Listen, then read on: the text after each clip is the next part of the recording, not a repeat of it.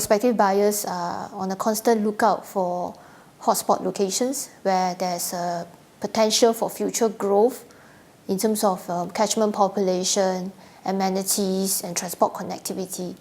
So projects that are likely to be in the limelight will be in growth areas such as Jurong Lake District, Woodlands, and also potentially Paya Lebar, where Paya Lebar is now an up-and-coming regional centre that the government is refocusing their efforts on.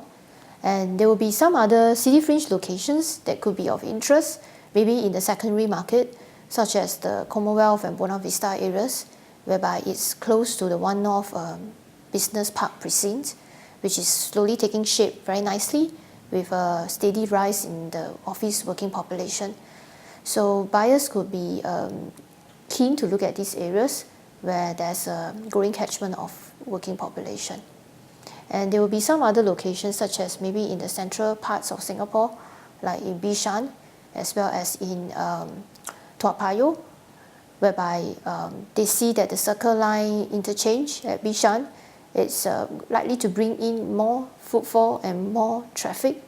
So demand for leasing is likely to pick up in these areas where transport connectivity serves a big factor. Other areas could be, your Woodlands interchange, as well as some of the other up-and-coming areas such as your Seletar, and even some of the exciting developments that everyone's keeping an eye on is the Jewel at Changi.